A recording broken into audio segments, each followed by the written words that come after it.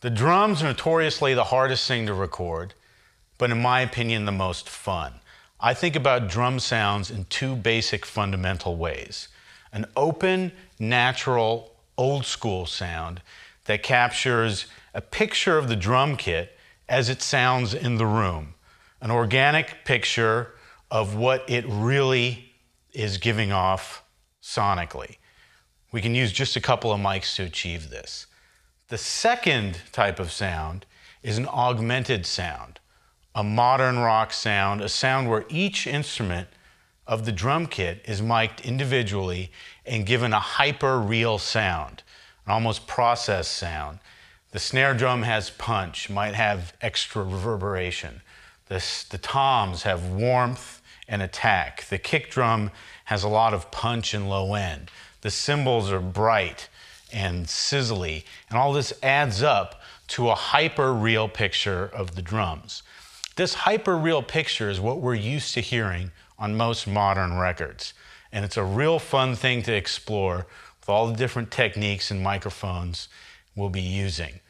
But let's start out thinking about the old school sound, the sound of just a couple of mics in a room with a drum kit, like you'll hear on old folk records and old jazz records and modern organic artists such as Ray LaMontagne. We can use 3 mics, place them one in front of the kit, 2 over, and capture a wholesome picture of the drums. Let's start out with something in front of the kit. A nice microphone down low to capture the wonderful low end coming off the front end of the kick drum. We can use pretty much anything here. This is a really beautiful FET 47 cardioid large diaphragm microphone. It's sensitive right in the front here. We point it straight at the head. Anything will do here. 57, anything with good low end response, a ribbon microphone, just something that captures the kick drum. Our real meat and potatoes microphone for this setup is going to go above the snare. We'll use a 67 Neumann, an old tube microphone. Thanks, Keith. And we'll face it right down at the snare. Just like that. The sensitive area of the microphone is here. It's on cardioid, which means its sensitivity is like a big open fan, a palm frond. Comes down here, pointed straight at the snare drum.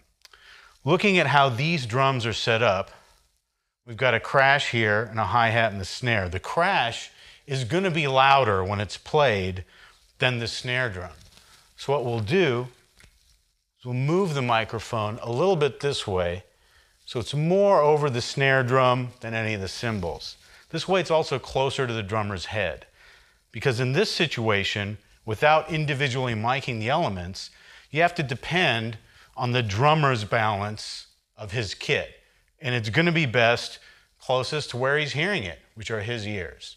To round out this miking setup, I'm going to put another microphone right here. We'll use a 67 again. Beautiful mic.